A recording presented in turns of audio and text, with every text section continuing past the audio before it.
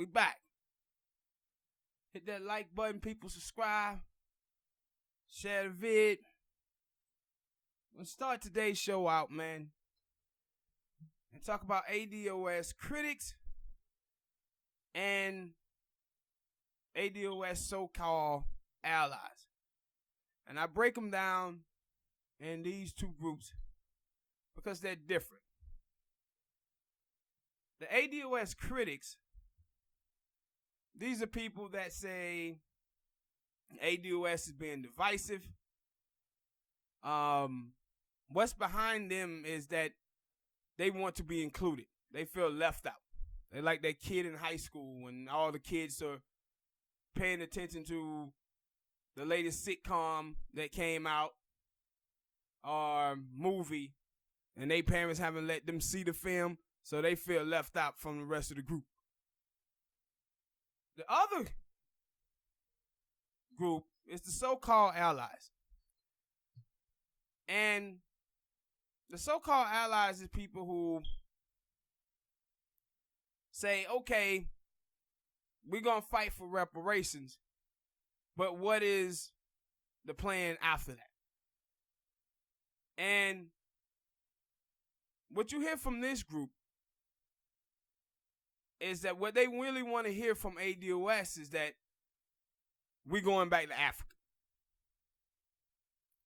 So they're kind of like the ADOS critics, where the ADOS critics say, because ADOS, some members of ADOS say things about immigration, that mean they pro-Mecca.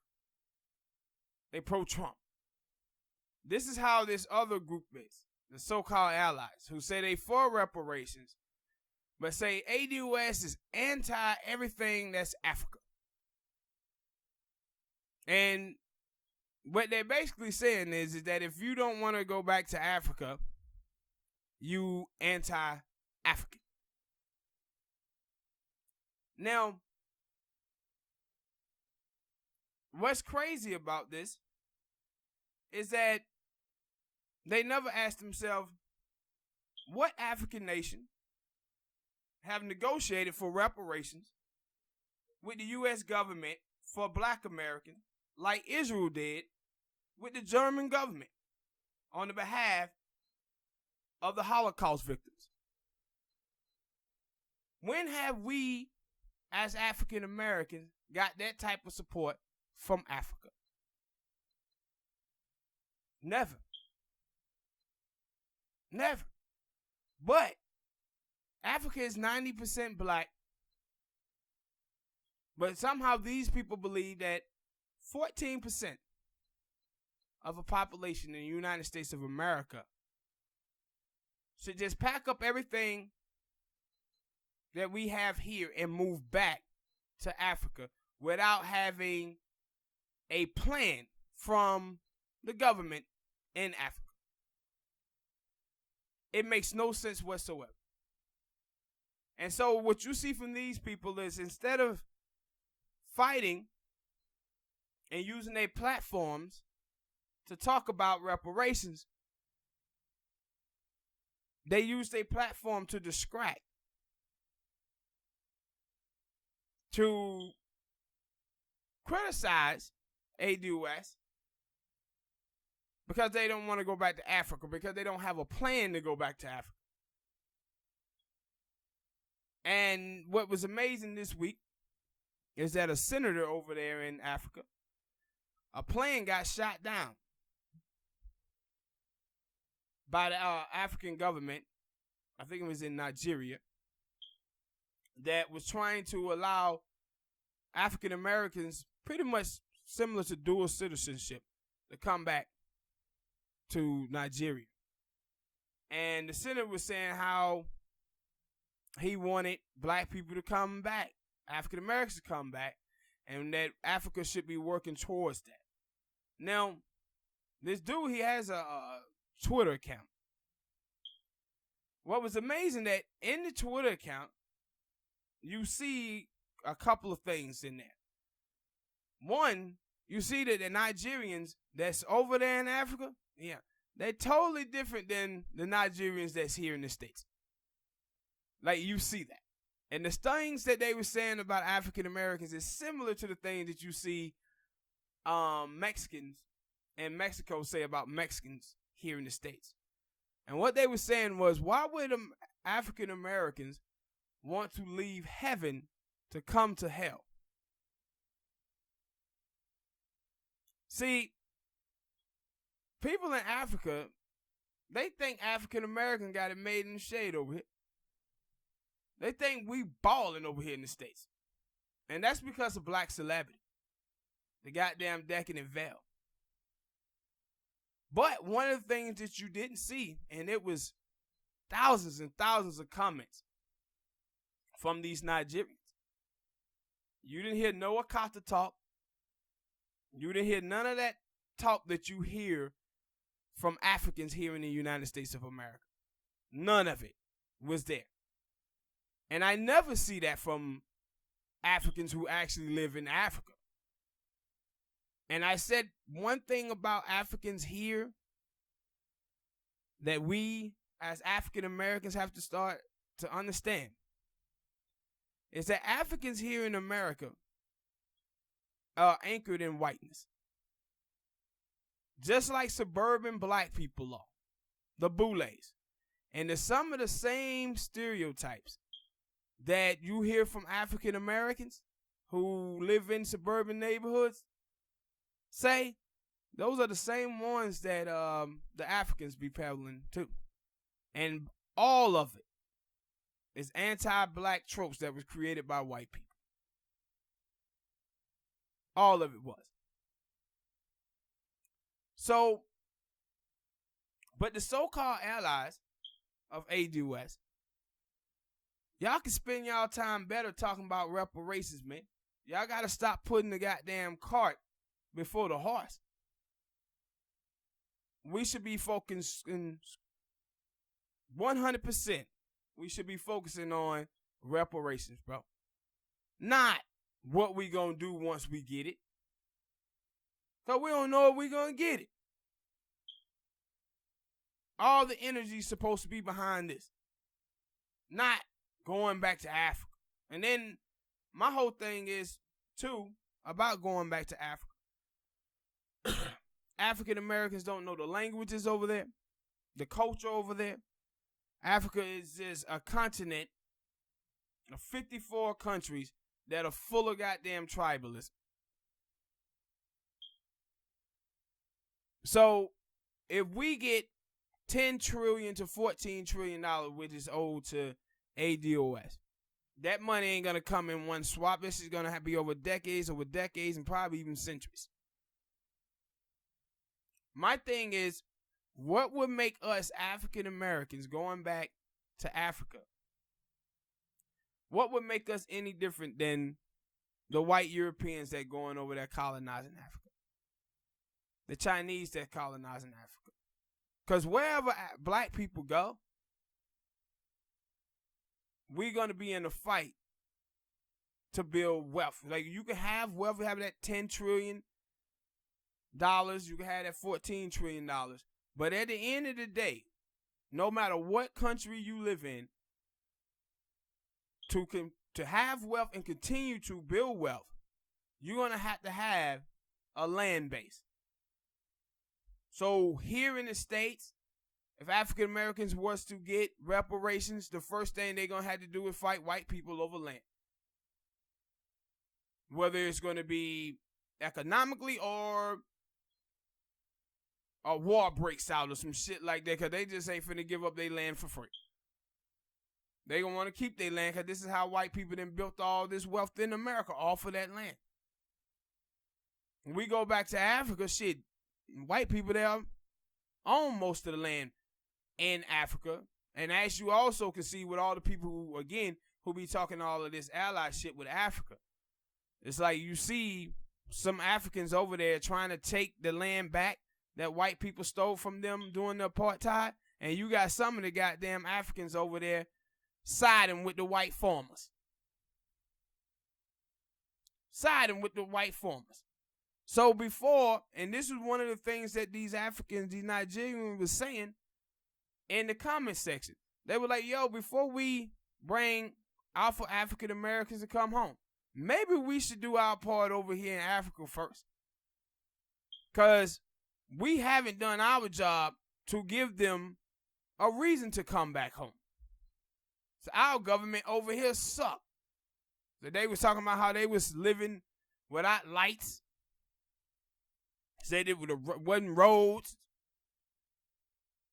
But it said, shit, black people would come over here and one night of the goddamn noise coming from the generator, well, yeah, can't sleep, they'll be running back to America.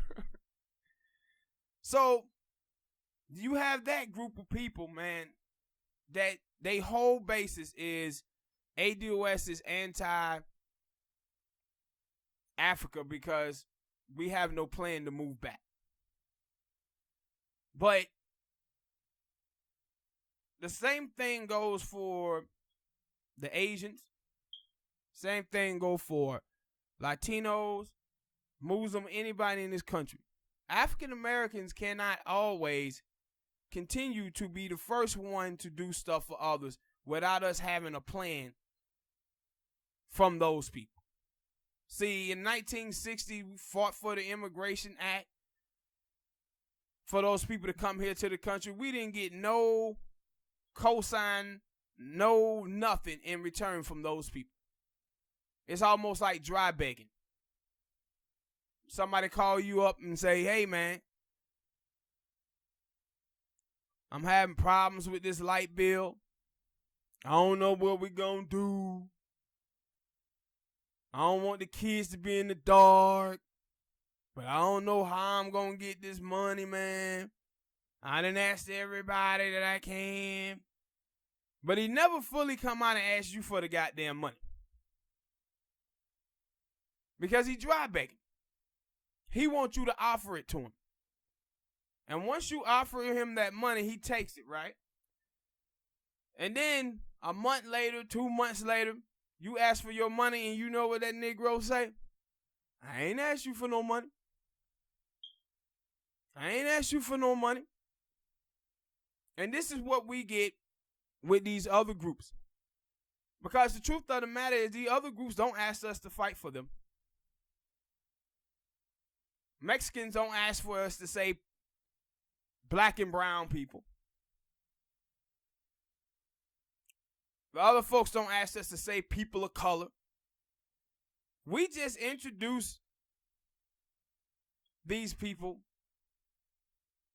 to our world, into our history, into our lineage, and our struggle.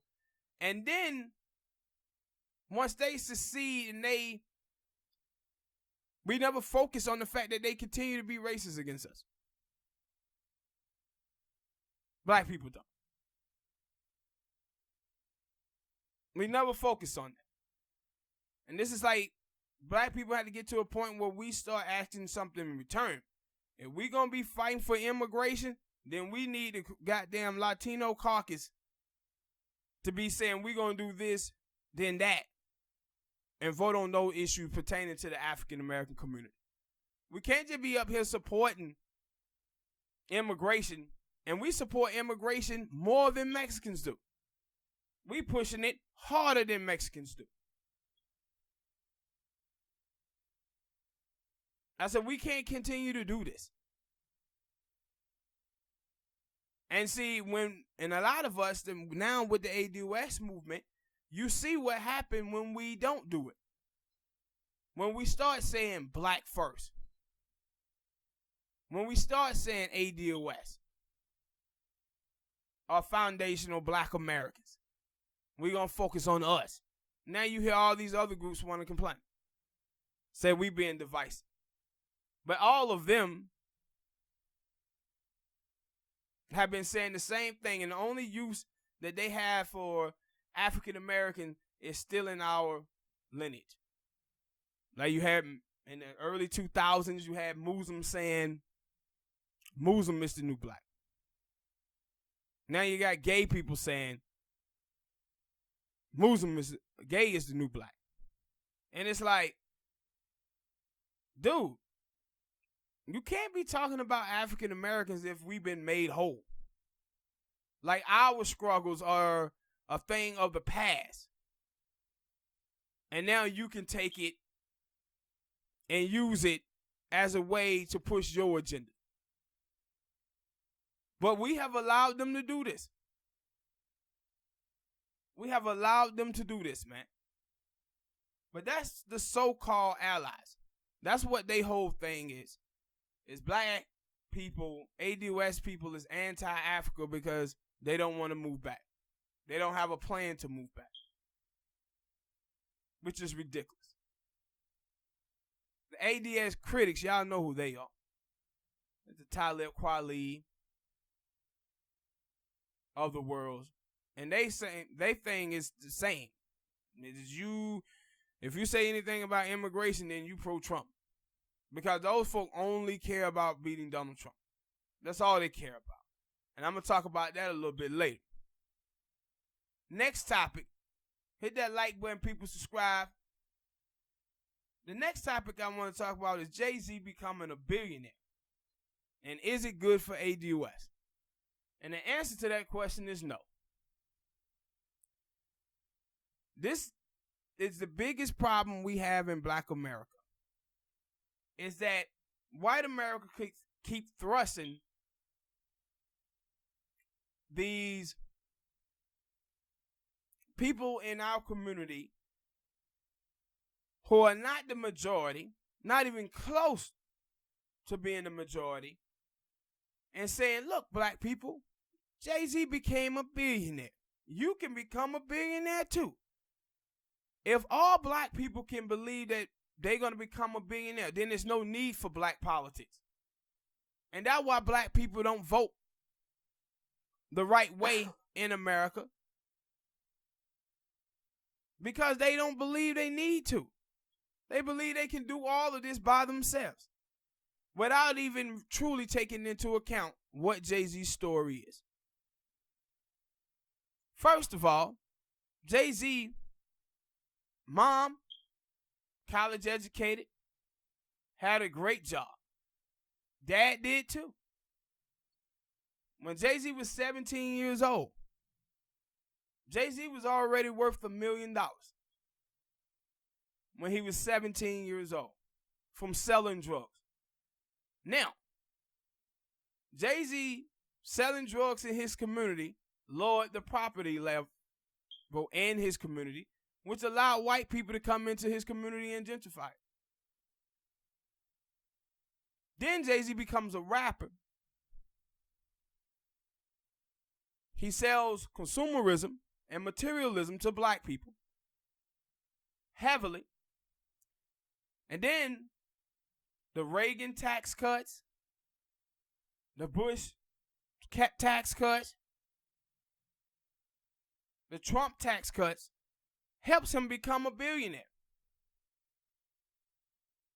He was used by the Russian dude that sold Jay-Z like 1.5, 2% of the team. And the only reason he sold Jay-Z that, so he could get that team moved to Brooklyn. So Jay-Z then gentrified his own neighborhood to get that team built. But now he comes out telling you, buy your hood up before these people do. Jay-Z, you are a part of those people. You gentrified your own neighborhood with them white folks. So he became a billionaire because of all of the tax cuts that he got. And he had a leg up from the drug money. See, they don't tell you about the drug money that Jay-Z had the same way they don't tell you about how the so-called self-made millionaires in America, mom and daddy gave them $600,000 or $700,000 to start their businesses. If you didn't have that $1 million that Jay-Z had when he was 17, or that $600,000 or $700,000 that these white people have, then your ass ain't gonna become a millionaire, black people, or a billionaire. And I see black people out here amping this shit up, talking about Jay-Z became a rapper from the Marcy Projects, and look, he a billionaire now. Man, that man's story had a lot more to it than that. But this is why we can't get a black agenda in this country, because black people keep looking at these little outliers in black America and thinking, no, I can be that too. I could be a billionaire too, when we only have 5. We only have 5 billionaires in the United States of America, but somehow black people think they're going to be me. I'm next. I'm on deck. But they don't understand that the way these billionaires are made is all of these tax cuts going to the rich. Donald Trump just gave rich people what, $1.2, $1.4 trillion in tax cut? Guess what they're going to do? The same thing they did in the 90s. In the 1980s, Ronald Reagan lowered taxes so low for rich people that he had to raise them 11 times. But he dropped them so low, and if y'all black people out there that listening that came up in the 80s, you guys know it was hell in the 80s for y'all, for black people. Why? Because Ronald Reagan lowered those tax cuts for rich people and started slashing all of the goddamn government programs for the middle class and the poor. That wasn't even enough. Bill Clinton comes in the 1990s, and he do the 1994 welfare reform, slashing programs. This is how Jay-Z became a billionaire, people. This is how the rest of these billionaires are made. In 1982, the richest man in the United States of America was worth $2 billion. The richest man in the country. Now the richest man in America is worth $160 billion. You know the reason why? Because they taking all the money from the middle class and poor and they giving it to these rich people, and we sitting up here applauding them. We sitting up here applauding them for this. I said, listen, black people, you can want everybody black to succeed. But let me tell y'all guys something. Should nobody who's African American in this country succeed at the expense of the collective? But that seems like that's a lot of people though. It ain't just black people who seem to be enamored with rich people. Yeah. It seems like everybody, because I always tell you the story about Dave Chappelle when he talking about the white people are like, yeah, we got Trump, and then he like, Trump gonna help me. He gonna help the rich people. He gonna help me, and I don't get it. Like you said, you could want to see somebody do well, but you also gotta understand that you want to do well with them. That too, but if somebody's doing well in this, especially in this world and in America, especially, that if one person is doing well, then that means there's another person over there who is working the same hours, doing the same thing, but they ain't getting the same benefits. See, this is my thing, man, about all these billionaires. You know what better than having like 30 billionaires? A thriving middle class. And see, we don't understand that the reason why we have all of these billionaires, man, is because they taking all the money from the middle class and the poor. I was reading the other day, and they talked about how we haven't seen this type of wealth disparities in the United States of America since before the Great Depression. That the top 1%, 2, 3% in America today own all of the wealth in America pretty much the way that they did before the Great Depression. And I said, this is what caused the Great Depression. You cannot continue to give tax cuts after tax cuts after tax cuts after tax cuts to rich people and then have to raise taxes on the middle class while they paying more money in, and rich people are taking all of this money home. You killing off the middle class. You killing off the middle class because you get making them pay more in taxes. But then the poor people, you're going to have to slash all the government program that's on the board for those people. This is how these billionaires are created in the United States of America.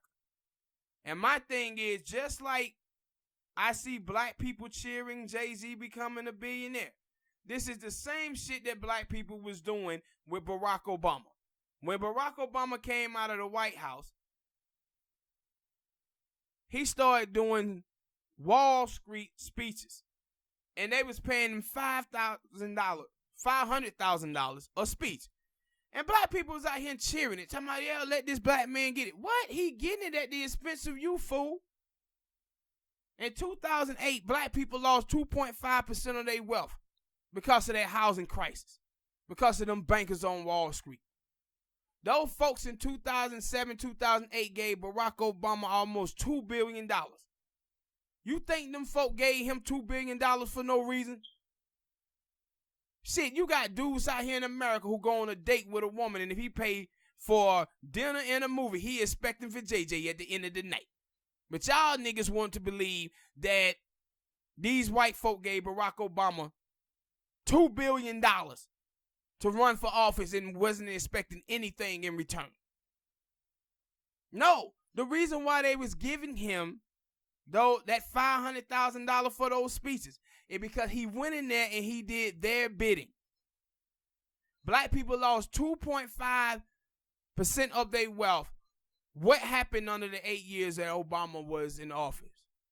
5 million new white millionaires was created. 5 million. This is taking money from the middle class and the poor and giving it to the rich, and y'all be sitting up here applauding this nonsense. See, this is what the Congressional Black Caucus is. I was watching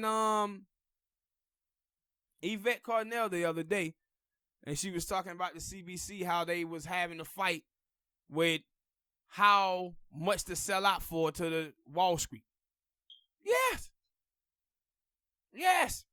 And we be sitting up here, black people be sitting up here supporting these people. No, these people are screwing you over to get a bag. I said the difference, man.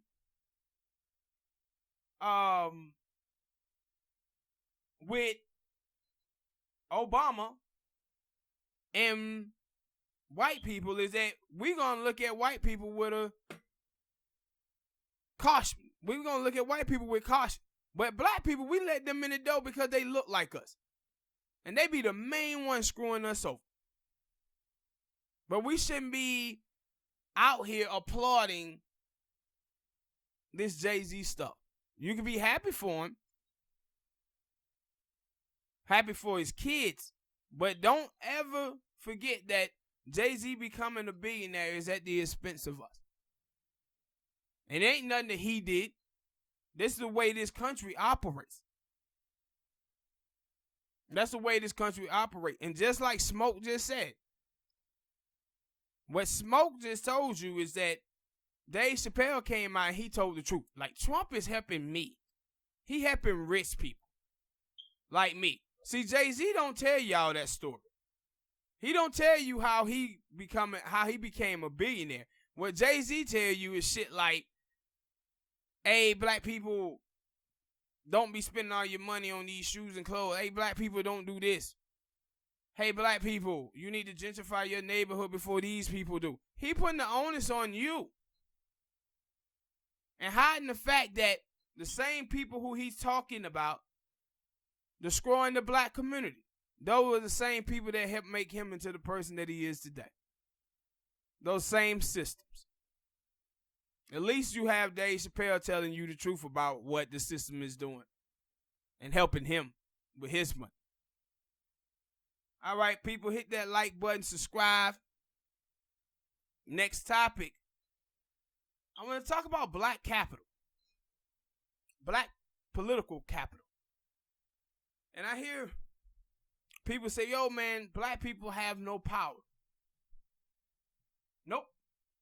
Absolutely false. Black people have a lot of power. It's about how black people choose to use that power. Now, African Americans in this country, we choose who the Democratic nominee is every single time. Why? Because you got to go through South Carolina and then Super Tuesday. If you don't get the African American vote on Super Tuesday, you lose. It's the most important vote in the Democratic primary. So we do have power. But the problem is with black people, we choose to use our black political capital on bullshit. On absolute bullshit. And what are the things that we use our political capital on? Feminism, gay stuff, immigration. None of those things is about black liberation. None of those things are about black empowerment. And let me explain to you why feminism is not about women empowerment, people. When you watch black people in the United States of America since 1968, what we've been doing is the same thing that women and gay people have been doing. When you see gay people in America is not fighting for any liberation. What they doing is talking about who's homophobic, who called me a sissy, who called me a faggot. They're fighting against straight rejection. When you see black people, when they tell you, hey, we want Trump out of office, is it because Trump gave those rich people $1.2 trillion in tax cuts because these cuts about to dismantle black America? No. It's because Trump said racist stuff. When you hear the feminist women, are the feminist women fighting for the fact that 2 out of 3 people on minimum wage in this country are women? Are they fighting for that? No. Are they fighting for the fact that black women between the age of 20 and 49 with a bachelor's degree only have $1,000 net worth? Are they fighting to make sure those women get more money? No. Same thing with like the abortion issue. The abortion issue is seen through the eyes of privileged women, man. This is about my body. This is about a woman's choice. But the reality of it, abortion is about economics. If you was about women empowerment, then you would be making sure that there was poor women would have that $154,000 that it takes to raise a kid from birth to 17. You would be making sure that those women in the middle class had that $254,000 to raise a kid from birth to 17. That's women empowerment. That's what women empowerment look like. That's what women uplift look like. What you see from women today is they more concerned with who's a sexist.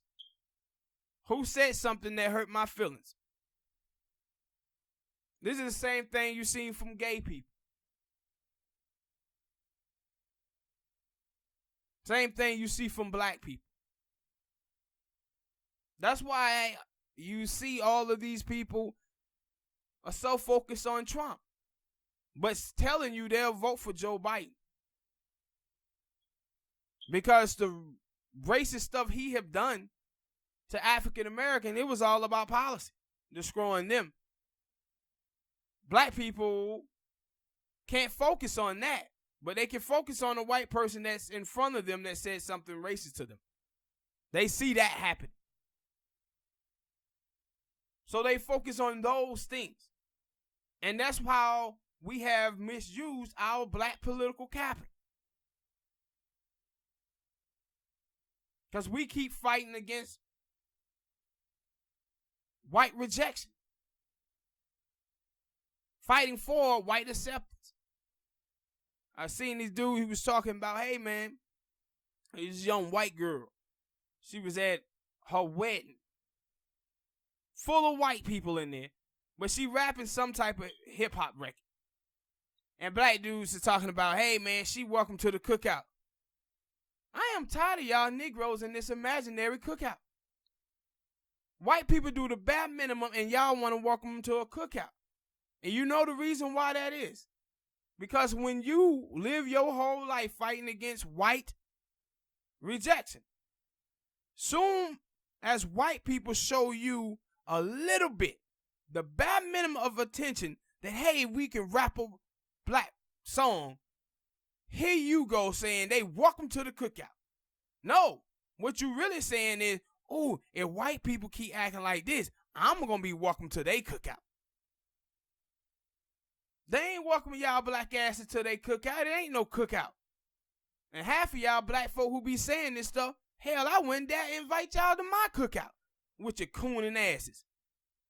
Goddamn barracudas. Got this nonsense out. Up here always inviting white people to an imaginary cookout. We ain't got no goddamn food, no money to get the food for the cookout. And that nobody noticed in the video, Smoke, that the white girl ain't got nobody black at her goddamn wedding. But they invite her to the cookout. She didn't even have enough respect to invite any black people to her goddamn wedding. Y'all over here inviting her to the cookout. No sneezing. No sneezing. There. But we keep using our black capital on things that are not about black people, man. And I said, you watch Congressional Black Caucus, if you go on them jackasses Twitter feed, only thing you see is immigration, immigration, immigration, immigration. Marcia Fudge, little Latino folk coming up asking her about DACA and Dreamers. She talking to them. A black girl walk up and ask her about, hey, what about this HR 40 and reparations thing? And she runs away. She runs away. Because, man, we so used to just misusing our black capital. See, this is what MLK and the civil rights movement, they didn't do. They made themselves into the black vote so they could leverage our black political capital. This is why Malcolm used to tell black people, don't vote. You got racist white people in the Republican Party and a little less racist white people in the Democratic Party. But the vote is what decides these elections. That means you got political power. That means you got to tell this party or that party, look here, guys, y'all got to start coming with something to the table to get me there. If not, you just wasting your capital. And see all of these other groups in this country, man, they recognize that black people have political capital. I was watching this young Latino girl and she was talking about black people, we have black privilege because the same things that be happening to blacks be happening to Latino, but nobody talks about it in the media. No, that's just our black capital. See, y'all Mexicans, y'all are different. Y'all can't come over here to America bucking 9,000 when y'all asked to come over here, nigga. Nobody asked the spicy whites to come over here. Nobody did. We was brought here against our will. That's why black people talk as much shit today as we do, because we can. Y'all talk shit and they gonna be like, we didn't ask y'all niggas to come over here. Go back to Mexico. We didn't ask you to come over here. This is why we have political capital in the country. But we don't use it for a damn thing. Hell, we actually use it to help Mexicans. And not ourselves. But we have to start using our black capital, bro. We have to start using it. All right, people, hit that like button. Subscribe. Next topic, I'm going to talk about this young black sister, man, up there in New Jersey. A principal told a black teacher to be like Jackie Robinson and put up with racist white people. Tammy Jordan, a former second grade teacher at the Lib&Smoke school in New Jersey, is claiming that her white colleagues routinely question her intelligence and would deny her access to laptops, television, and other classroom equipment needed to conduct her lessons. Jordan alleged that when she talked to the school principal, George Jackson, he told her that her white colleagues did not mean to be racist against her and advised her to learn how to cope with it, telling her we should be more like Jackie Robinson. Now, this young lady, Jordan, Tammy Jordan, she was the first black teacher hired by this school since the 1980s. And the goddamn principal who was telling her to be like Jackie Robinson, African American. I already knew that. African American. And see, this is the thing I was telling you about years ago, Smoke. About every single year. Every single year when Major League Baseball has Jackie Robinson Day or whatever, you hear all of these old white people on TV having revisionist history. Talking about, hey, Jackie Robinson, he took this, he took that. And I'm always thinking, first of all, that's a lie. It's stories of Jackie Robinson slapping the hell out of white people on buses as they was going to the stadium. Jackie wasn't out there taking all that shit like that. But number two, listen to what these white people are telling you. They telling you, yeah, black people, we know we racist. But y'all gonna have to accept us the way we are. America is like a cheating man. You know when men cheat on women and they continue to cheat? Basically what that man is saying, look here, accept me for who I am. That's basically what he's saying. And that's what the white people is telling black people for the most part. And our parents, ever since 1968, that's pretty much what a lot of them have been doing. But for this dude to tell this young lady that you need to learn how to cope with white people's racism, it's the biggest cooning shit I ever seen for a black dude to tell them this. And not just for him to tell her this. This black brother is in a position of power. He's the goddamn principal of the school. While white people say they feel uncomfortable watching football players taking a knee in the NFL. And the NFL tell them, stop doing that. Stop doing it, yeah. But when a black teacher say, I'm uncomfortable with the things that my white colleagues are doing, you better deal with that. Yeah, act like Jackie Robinson. You better take that. You better take that. Do like God say, turn the other cheek. I said it just don't make any sense whatsoever. It does in America. For this young sister to be struggling, and also it was the young sister wanted to implement some type of African American history program at the school, and the black dude told her, well, I don't think the white people here are ready for that. I talked to them about it, and they just said they're not ready to hear that type of stuff. And also, I was like, boy, look at this shit. And also, that teacher should have expected it that she was the first black teacher hired Yes. since however many years, I forgot the years you said. Like she should have expected this. Absolutely. Those, and that's another thing that you like. We always talk about that, but it doesn't. I don't think other people don't talk about it enough. That a lot of people are just culturally inept. Either they don't know that they don't know or they don't want to know. But what it is, and I'm gonna talk about this later in another topic, is that what it is, Smoke. They lack black consciousness. They lack black consciousness, man. And like when you see an all-white school, and you look at that school and say, "Yeah, I want to teach there," you lack black consciousness. Because if I see an all-white school or all-white neighborhood, I'm like, nah. My spidey senses start tingling. No, because you know if you move into an all-white neighborhood, you should already know that you about to face some racism. You telling me that you willing to put up with that nonsense. And my thing is, we do have black suburban neighborhoods in this country. And on top of this, majority of black people live in the South. So you can find black suburbs here in the South, and they got them in New Jersey and places like that. But for her, she chose to go to that damn school, and boy, she pretty much got what she asked for in that.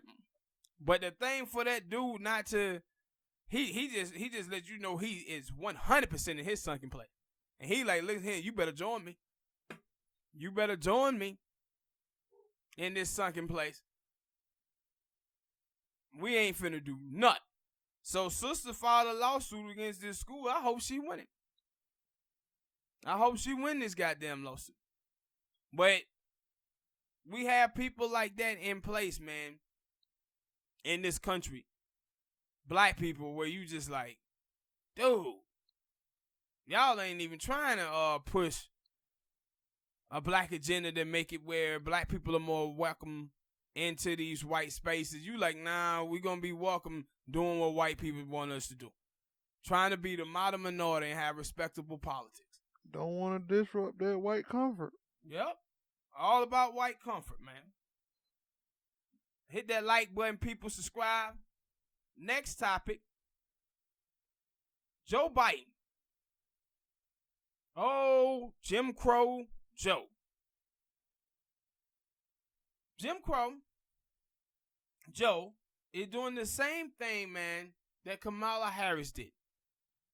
And it's amazing. It's amazing how well the Democratic Party knows black people. See, when Joe Biden first came out, immediately they told you that he was the front runner. And the people who was making him the front runner was African Americans. 3-4 weeks later, see the polls in the Hill, from the Hill website, says that in that 3 to 4 weeks time, Joe Biden has lost 13 percentage points.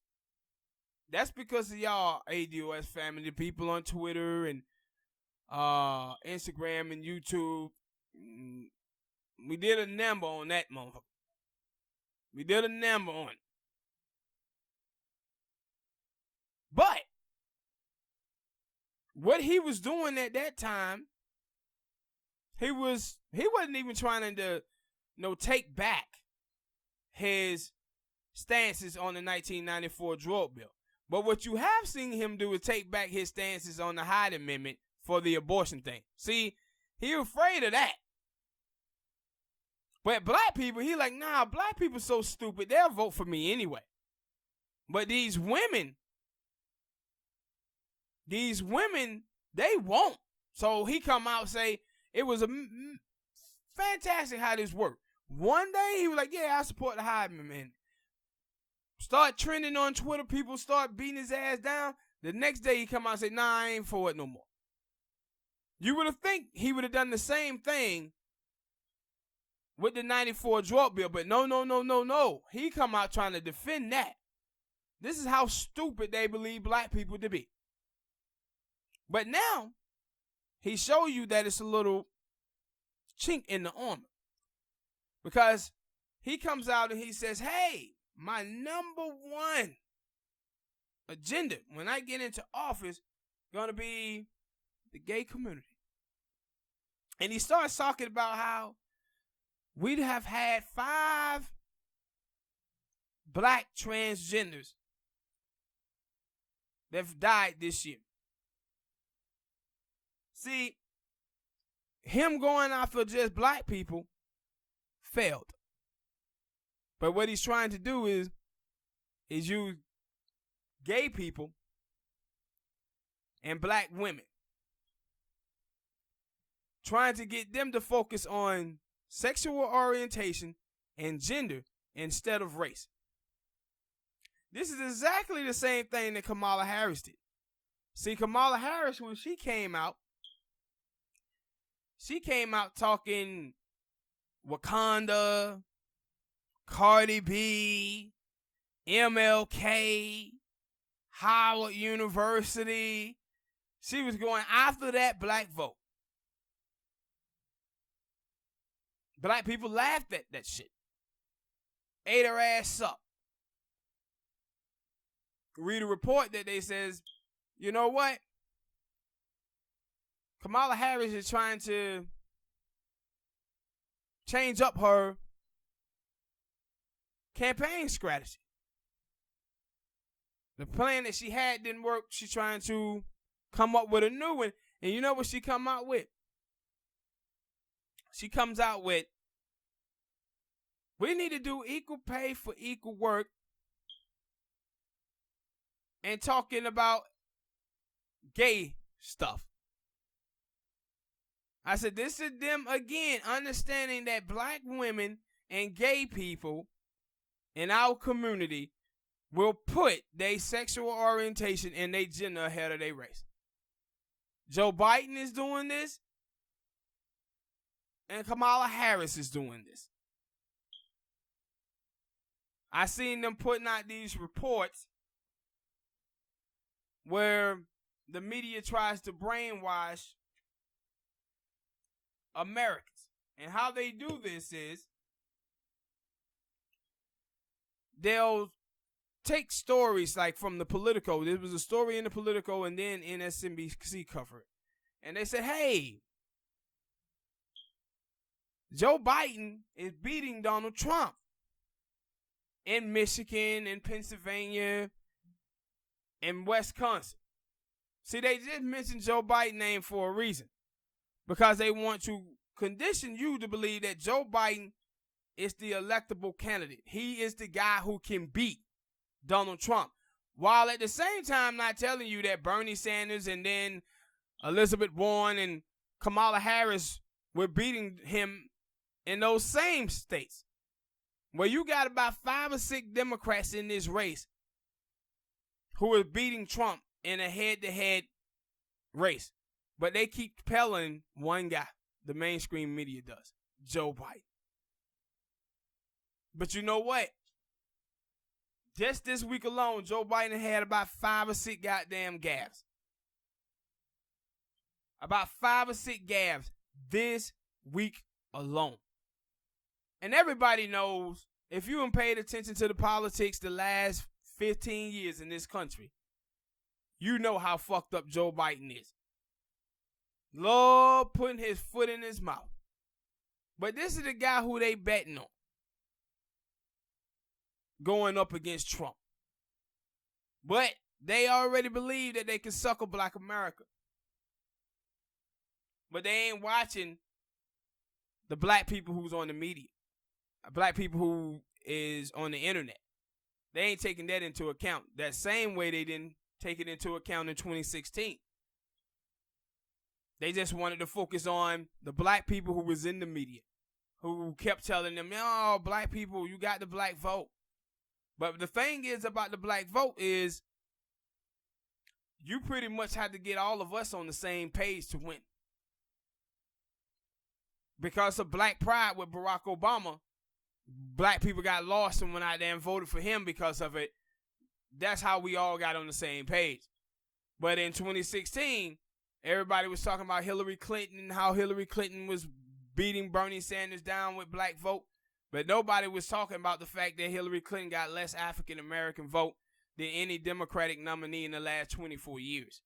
Nobody was talking about the states and caucuses that she won had the lowest voter output, while the states and caucuses that Bernie won had the highest voter output. That lets you know then that black people were sitting on their hands and were finna let Hillary Clinton lose the goddamn election in 2016. And now, black people, they doing the same thing now with Joe Biden, trying to tell you that, oh, Joe Biden, he doing so well with African Americans. If he the nominee of the party, he gonna lose. And I said the thing is about the ADOS movement, what the homie Tariq Nasheed is doing over there and Black Authority and some of the other people, is that they don't have to have all of black people to be effective. You don't need all black people to be effective. You just need a nice group. Like I said before, 300 people on code is stronger than 100 million people just standing around. And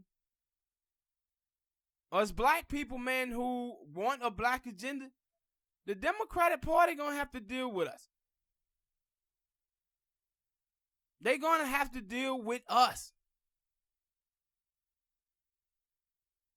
And this stuff that Joe Biden is trying, this stuff that Kamala Harris is trying, this shit is a no-go. This ain't gonna work, man. This ain't gonna work. Y'all gotta get some tangibles, bruh. Alright, people. Hit that like button, subscribe. Next topic. This next topic I want to talk about is these cover-up stuff, man. They love covering up stuff. See, they was talking about the primary debate moderators and how mostly of them have been white men. And this analysis comes from the Time Up group. And see, the problem that I have with this is they make it seem as if it's blacks, Mexicans, Puerto Ricans just beating down the door to be moderators at these debates. But the truth of the matter is, people, 94% of newsrooms in this country is white. 94%. This is just like a while ago when I saw Gabriel Union, that woman Ellen Pompeo, and Gina Rodriguez talking about how it ain't enough people of color in Hollywood. And I'm always thinking, yeah, it's a reason for that. And it's 244 years of slavery and 100 years of Jim Crow. You have 24% of African Americans who graduate college, that make it to college. 24%. Because we've been locked out of wealth, that means we're being locked out of education as well. So, how do you cover up black failure? You know how you do it? You take 94% of white people in newsroom, then you take that 6% of minorities, and you take a minority and you put them as the moderator. You put him as president of the United States of America. See, when they took Barack Obama and made him president, what you saw happen? All of these think pieces coming out saying we live in a post-racial America now.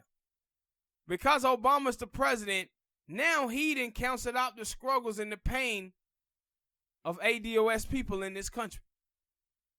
This is what happens when you take a black person and you just put them somewhere without explaining that person's lineage. This is the problem that I tell you about Africans who hear how they take Africans and Africans put Africans in high places and they say, look, things is not as bad for black people. We have these black people here. But do those people come from the lineage of ADOS? Do they come from the lineage of chattel slavery? Or do they come from parents who have academia backgrounds? When you see someone who's like Kamala Harris is not ADOS. She come from a privileged background. That's why her family was allowed to come here to the United States of America in the first place. She didn't go through the things that African Americans went through. But this is how they cover up what is really happening in Black America.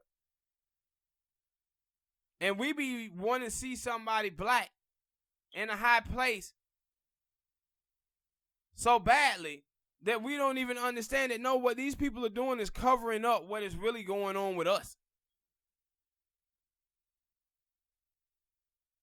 Because that's the first thing they start saying once Barack Obama became president. We live in a post-racial America. Hell, Alyssa Milano just said this shit the other day. She's like, well, it ain't that I didn't know racism existed. I just thought we was past it because we elected a black president. And the reason why she believed this and thought that is because so many black people were writing think pieces, suburban black, saying this, and white people was too.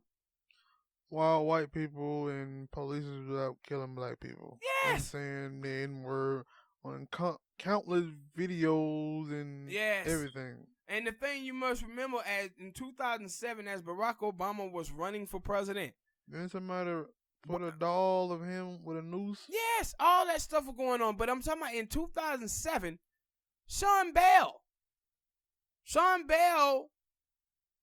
killers were let go as Obama was running for the presidency in 2007. And that's when he was talking about respect.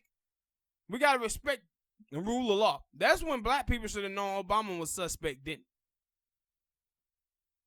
he? The way he handled the Sean Bell thing and the way he handled the State of the Black Union when Travis Smiley was trying to get Obama to come there and he wouldn't.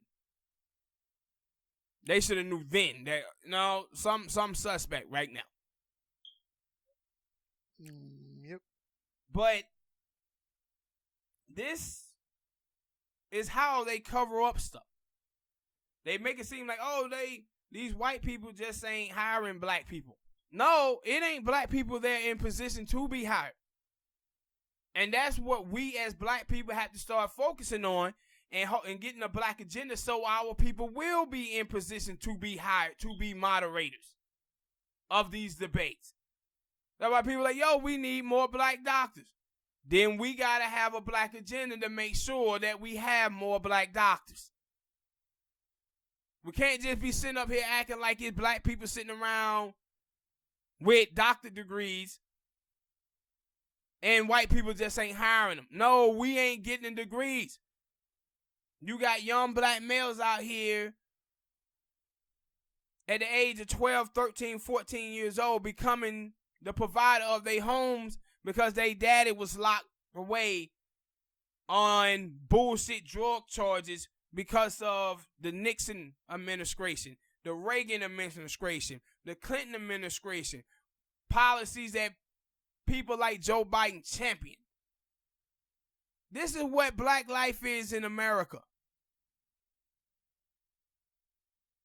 This is what it's like for so many black males in this country where they are taking on the male role in the household because their fathers have been locked away. Their fathers have been killed by the police officers in this country. They have dudes in the neighborhood is trying to protect they drug business. So they had to get money, join gangs and stuff to try to protect that. Cats are killing each other left and right.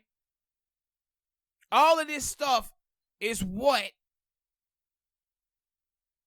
happens when you leave people out of wealth for 244 years, bro, and 100 years of Jim Crow. All of these things is what happened.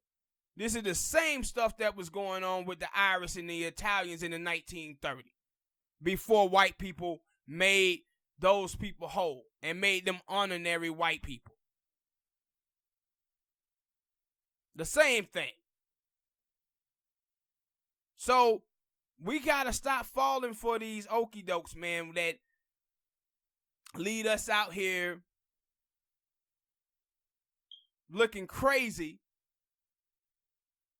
seeing a black face in a high place and cheering that, and not understanding that, those people are actually covering up our struggles. They covering up our suffering. That's what that Jay-Z story does. This is why when they let the Asians in the country in the 1960s, right, they go around and would call Asians the model minority. See, look, black people, Asian doing it. Asians are successful. It's just, you guys just don't want to work hard. Talking as if Asians come from chattel slavery. You can't compare those people to our history. Can't compare those people to our lineage. But we keep allowing for these people to cover up our suffering, man.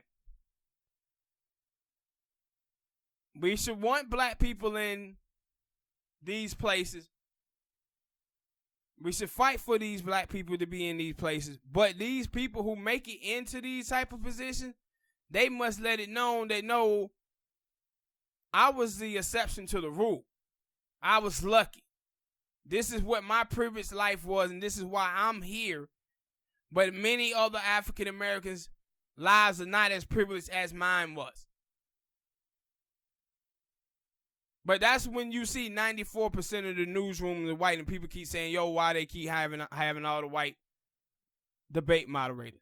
Because 94% of the newsrooms are white. What else you expect gonna happen? This is like in football. People keep saying like, yo, man, all the coaches out here are white. Yeah, because that's who all them white folks are hanging out with. Other white people. The good old boy network. The good old boy network. Keep hiring offensive coordinators and defensive coordinators, people who never ran football teams. But then you can have dudes on a high school level, college level, who have, and none of them get hired. If you only around white people, that's who you gonna hire. And if only 24% of African Americans are making it to college, how the hell are you going? All those black people not getting into the journalist business. Very few. So the answer to this is make sure that black people is able to get through high school and get to college. So it'll be more blacks in position to be moderators. And how you do that is getting a black agenda. You can start with this reparation thing. That'll be a great start if you're so worried about not having black moderators. Next topic. Mark Lamont Hill, the little Morris boy who used to work for CNN.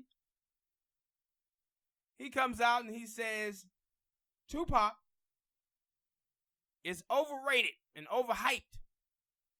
Said I can name 20 rappers that's better than Tupac. See, when I talk about black consciousness, it's different levels to black consciousness. The same way it's different levels to assimilation. See, Mark Lamont Hill, he feels that Tupac is overrated because he says Tupac is not lyrical. You still got silly people in America who think hip-hop music is about lyricism. This is a damn shame. Tupac was a poet. Tupac was a black revolutionary.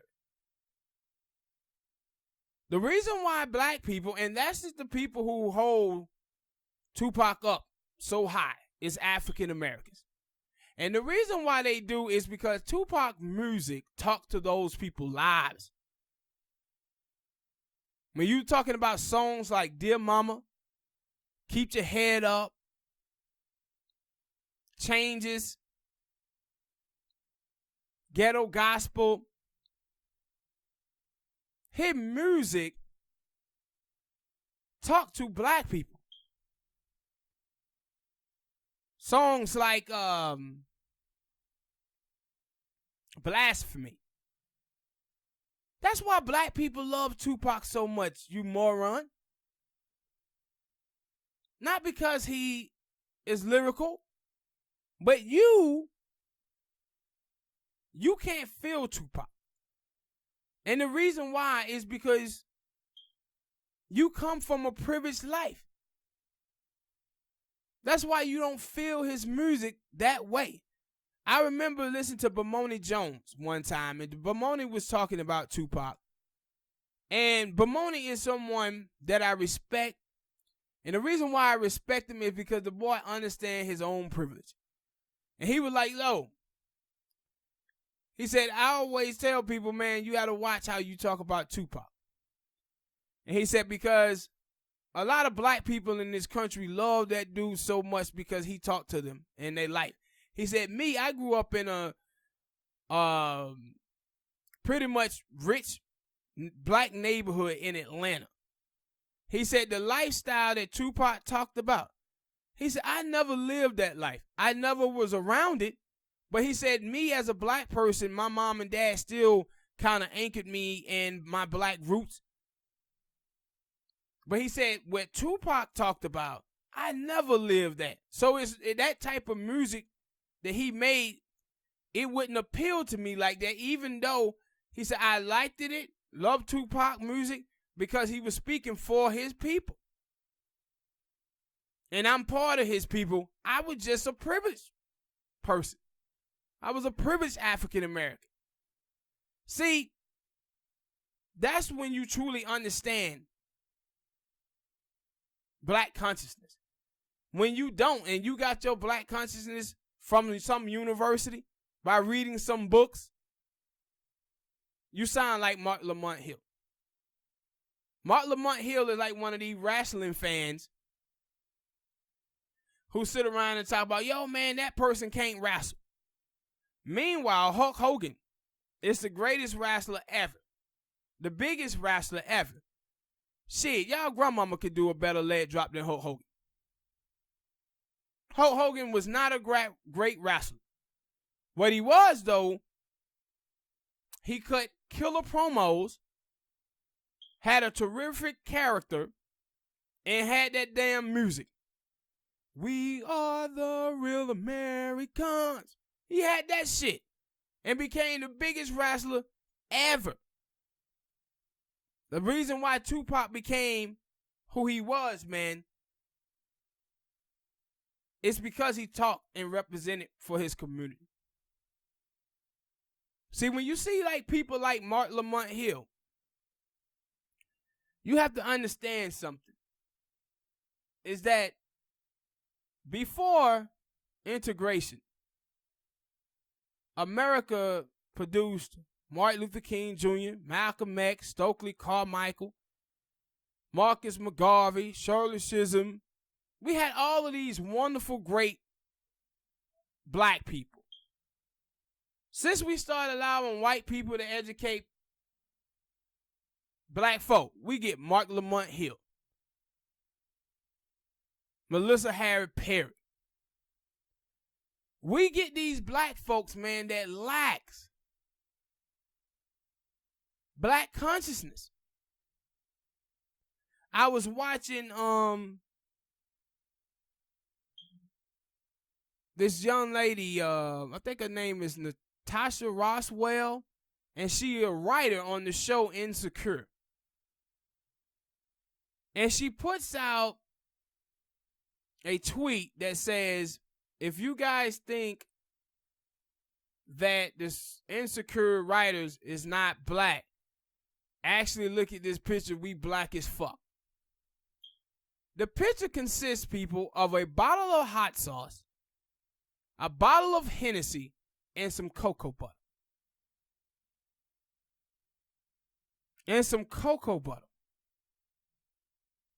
What she telling you is that blackness is culture. What she feel is culture. So, but what connects us as black people is black consciousness, not some damn cocoa butter. So if you telling me a white person like the rapper Paul Wall is black as fuck, you telling me that Eminem is black as fuck? That's what you telling me. A white boy who get dreadlocks, gold teeth, some Timberland boots, he black as fuck? Because that's what you drawing blackness down to. You drawing blackness down to some damn material items. This is what people who lack black consciousness do. Where they think wearing do-rags, man, that's black. Meanwhile, all the other race groups in the United States of America, they can do all of these same things. Walk around, and I'm racially ambiguous. Oh man, I rock with black culture. That ain't blackness though. The thing that ties us together as black people is our consciousness, our surrounding around white racist racism and goddamn white supremacy. That's what brings us together. And if you don't understand every aspect of black life in America, you lack black consciousness. This is the reason why black people be telling y'all act white. Because you anchored in whiteness. And you don't know nothing about your people experiences in this country. And you showed it when you talk about people like Tupac. You showed this when you talk about fucking hot sauce and cocoa butter being blackness. That is not blackness. Blackness is representing for your people and understanding the plight of your people. This is what ties all of us together as African Americans, is our lineage and our experiences in this country. That is blackness. This is like you can take, a black dude who could be rich as hell. Let's say he's sitting on 80 mil. But he still could know the struggles and the pains of black people if he educated himself correctly. That's a black person. That's a person who had black consciousness. But we have too many people like Mark Lamont Hill representing black people all across this country that lacks black consciousness. And that's why our politics as black people have been so bad. Because the people who's in office or who's writing at these blogs or who are on MSNBC, CNN, they don't truly understand blackness. They have summed us up as goddamn dreadlocks and cocoa butter. That's not what we are, man. And people like that shouldn't be representing us. But they are. And this is why it's so hard for us to break through with a black agenda in this country. Because most of the time, man, we have to fight our own. They keep getting in the way, so we can't fight white supremacy because we have to deal with them first and educate people like them on blackness. I said, these are the type of people when you have white people who say racist things and they say, look, I'm not racist. I have a black friend, and that black friend is Mark Lamont Hill. These are black people who lack black consciousness, who got their black consciousness not through life experiences, but they got their black consciousness through a goddamn book at some university. That's where they got it from.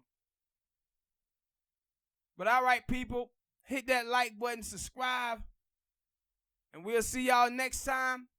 Peace.